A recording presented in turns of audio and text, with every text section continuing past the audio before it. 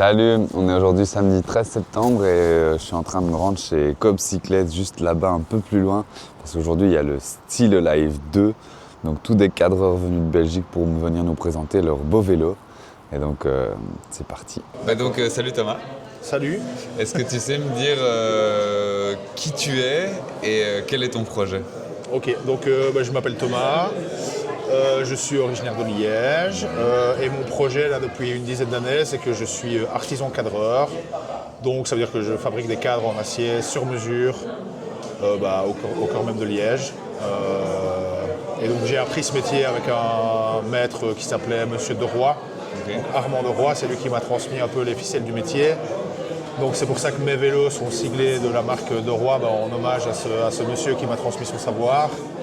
Et donc je fais ces vélos sur mesure sous le nom de Deroy. Et j'ai aussi créé une marque en collaboration avec la cyclerie qui s'appelle UFLA et dont le but est de faire des cadres toujours artisanaux mais en petite série, ce qui permet un petit peu d'optimiser les coûts et de proposer le travail artisanal à un prix un peu plus contenu. On va dire 95% des vélos ils viennent d'Asie, de Taïwan. Et donc oui, c'est un métier qui a eu son âge d'or ici, je veux dire, en Belgique, en Europe, dans les années 60, 70, 80, où tu avais autant plein d'artisans que des usines qui fabriquaient réellement des vélos ici en Belgique, en Europe. Et là, c'est un métier qui a pratiquement disparu, je veux dire, pendant tout un temps. Moi, je veux dire, la chance que j'ai eue dans mon parcours, c'est de faire la rencontre de Monsieur Deroy, qui lui a fait des vélos dans les années 70, 80. Et j'ai vraiment eu la chance de pouvoir créer ce lien entre ma génération et la sienne. Mais à savoir que lui, c'était le dernier cadreur de sa génération. Okay. Donc il n'y avait plus qu'un cadreur ici en Belgique. Là, maintenant, c'est un métier qui tend un petit peu à revenir un peu sur les devants de la scène. Je pense du fait que l'acier reprend un petit peu ses lettres de noblesse par rapport à l'aluminium ou au carbone qui ont eu le monopole, je vais dire, dans le cycle pendant très longtemps. Là, on retrouve beaucoup de vélos acier, que ce soit des vélos acier en série de grandes marques ou des vélos d'artisans, où je pense que l'artisan retrouve sa place petit à petit. Ici en Belgique, ça prend plus de temps, évidemment, on a une poignée. Mais si on regarde par exemple en France, ils sont de plus en plus, ils sont au moins une cinquantaine de cadreurs, et donc ça commence à reprendre son intérêt. C'est quoi pour toi les plus-values justement de travailler avec l'acier, tant pour toi que pour aussi l'utilisateur du vélo? Alors pour moi, les avantages de l'acier, premièrement c'est la durabilité du matériau. Donc c'est un matériau qui a une capacité de déformation qui est assez élevée, donc je veux dire c'est un cadre que tu vas pouvoir garder toute ta vie. C'est un vélo qui est facilement réparable d'acier, que tu sois en voyage à l'autre bout du monde ou ici en Europe, je veux dire c'est un vélo que tu peux réparer. C'est un matériau qui est recyclé, donc ça c'est quand même assez intéressant aussi. À fabriquer artisanalement, je veux dire c'est le matériau le plus intéressant avec le meilleur rapport qualité-prix.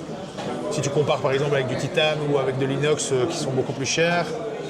Et par exemple de l'alu, tu ne fabriqueras pas des vélos artisanaux en alu. Donc l'acier, les avantages c'est ça, c'est sa durabilité, le fait que ce soit un matériau recyclé, son confort aussi, donc pour l'utilisateur, l'acier va beaucoup plus absorber les vibrations et donc les chocs et donc préserver le cycliste des chocs de la route, on va dire. Donc finalement, et si tu compares maintenant, je veux dire les aciers qui sont des aciers très haut de gamme de maintenant, ils n'ont pas à pallier en termes de propriétés sportive et dynamique, je vais dire, par rapport à un vélo en carbone. Ou tu peux faire des vélos qui sont très compétitifs en termes de réactivité et tout ça avec de l'acier. Donc, le vélo en acier n'est plus le vélo qui traîne dans le fond de ta cave et qui a un vélo en tube de chauffage. Pour porter aussi du poids et faire des voyages de plus longue durée, oui. C'est un avantage aussi. C'est sûr que la capacité de charge de l'acier est optimisée par rapport à un vélo en alu ou en carbone, bien évidemment. Donc oui, il y a ça aussi, la capacité de charge et son confort.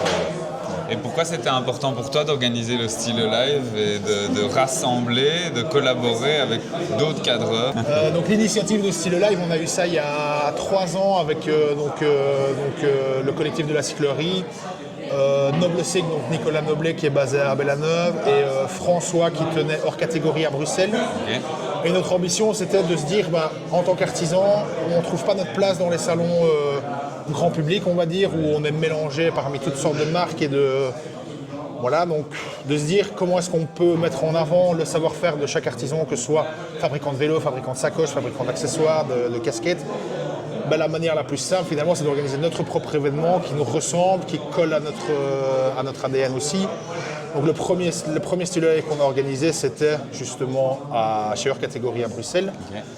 qui s'est terminé malheureusement depuis. Et donc là ici, on a collaboré avec la Coop Cyclette ici à Namur, qui sont des amis.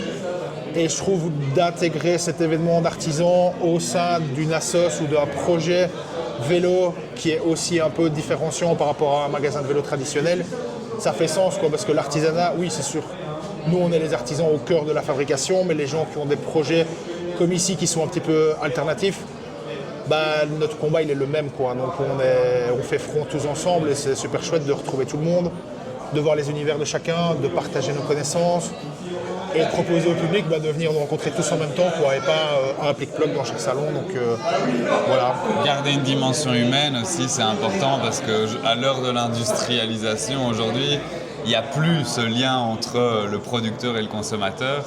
Ici, ceux qui veulent construire un vélo peuvent venir vous rencontrer vous et ça peut être un vrai projet humain quoi, de se construire son moyen de transport de tous les jours. Tout à fait, je pense que ça c'est un des arguments principaux, je veux dire, pour le client qui va choisir un vélo artisanal, c'est de co-construire son vélo avec l'artisan qu'il a choisi, de choisir chaque élément, chaque composant de son vélo, de l'adapter au mieux à sa pratique, à sa morphologie, à ce qu'il a envie de faire avec son vélo, à le rendre évolutif.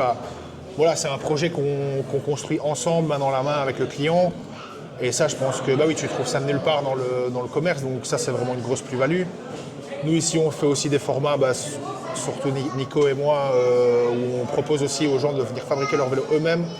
Donc, lors de petites formations de 5 jours, les personnes viennent fabriquer leur propre vélo pour encore plus les faire rentrer dans notre univers et qu'ils aient vraiment la pleine conscience de ce que ça implique de construire un vélo.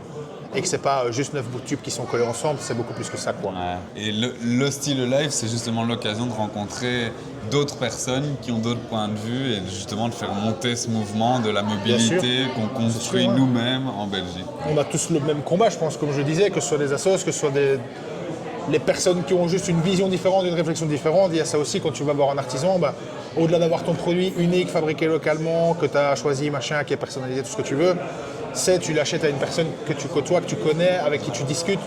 Là, les gens qui viennent nous rencontrer ici à Style Live, ils rencontrent les gens qui fabriquent les vélos, ils ne rencontrent pas des délégués commerciaux, ils rencontrent les vrais artisans, les vraies personnes qui sont derrière les projets. Ça, c'est important et pour moi, c'est ça, c'est d'essayer de créer une assoce, un truc en tout cas, qui ait une forme pour qu'on soit tous liés et qu'on puisse avoir un poids ensemble et construire des choses. Et voilà, même dans il y a des pièces qui sont usinées, qui nous permettent de fabriquer des vélos, qui sont là essentiellement fabriquées aux États-Unis ou à l'autre bout du monde. Et des choses dont on a les compétences ici en Belgique, dont certaines personnes ont les compétences de fabrication. Si j'y vais tout seul et que je vais faire fabriquer une dizaine de paires de pattes, le mec il va pas être d'accord. Mais si on est 15 et qu'on veut 100 paires de pattes, ça peut fonctionner quoi. Donc, l'union fait la force. Exactement, j'en suis certain. Ouais. Okay. Et donc on peut espérer une 3e édition de Style Live et peut-être même une association qui pourrait fédérer justement tous les acteurs. C'est un objectif, voilà, je pense qu'on va en parler un peu entre nous. Après, ici, c'est bien, voilà, on se rencontre tous un petit peu parce que ça qui est marrant, c'est qu'on se connaît sans se connaître, on a chacun nos pages Instagram, nos machins, où on discute, mettre un visage sur les gens, voir aussi toute la multitude de choses et où on a tous un univers totalement différent. C'est méga chouette. Et oui, il y aura une 3e édition, je ne sais pas te dire où elle aura lieu parce que notre idée avec cet événement, c'est qu'il soit aussi itinérant, quoi. Donc là, on a fait la première édition à Bruxelles, ici on fait Namur. Dans 2 ans, ce sera, je ne sais pas, Bastogne, je ne sais pas, n'importe. Il faut voir, faut trouver un acteur qui a envie de s'initier de se mettre dans ce projet, d'y consacrer du temps et de l'énergie, parce que que sur la Coop Cyclette, ils ont passé du temps, nous aussi évidemment, voilà. Donc on le fait avant tout pour l'amour du vélo et pour la passion quoi. Et en Belgique, on pourra de toute façon venir en vélo à la prochaine édition de Style Live. D'ailleurs, demain, il y a des rides qui démarrent de certaines villes pour rejoindre ici l'événement Style Live. Tout à fait, ça c'est un truc qu'on a mis en place cette année. Comme Namur c'est entre Bruxelles et Liège, on s'est dit ce serait super cool de pouvoir rallier Namur à vélo, venir voir des vélos à vélo c'est quand même plus cool qu'en voiture. Ouais. Donc oui, on a un ride qui part de Liège, qui est organisé par des amis qui ont un petit collectif de vélos qui s'appelle le Fox Cycling Club. Et celui de Bruxelles qui est organisé par Vélo of Course, qui est un partenaire aussi à nous, qui nous a aidé à co-construire ce projet. Donc ça c'est super cool d'avoir des gens qui vont faire 80 km pour venir passer la journée ici. Trouver ça super chouette de le mettre en place. Et ça, c'est quelque chose qu'on va garder, je pense. Et la convivialité, c'est important aussi. Il y a des concerts, il y a des bonnes bières qui viennent de Liège. Donc c'est aussi ça qui est important, c'est qu'on vient passer un bon moment, quoi. C'est l'idée, voilà, c'est ça. Ça, c'est vraiment quand on a fait quand on avait fait à Bruxelles, on l'avait fait sur une journée. Ici, l'équipe de la Coop Cyclette a mis un point d'honneur à ce qu'on le fasse sur 2 jours, qu'on fasse des concerts, comme tu dis, pour le côté convivial, pour amener peut-être plus de public aussi. Et voilà, faire une fête, quoi, une petite fête du vélo. Et oui, avec des bières qui sont fabriquées aussi localement de chez Pulp, qui sont des amis à nous aussi. Voilà. Eh ben, on va aller s'en boire une petite. C'est une très bonne idée. Merci beaucoup. Pas de souci.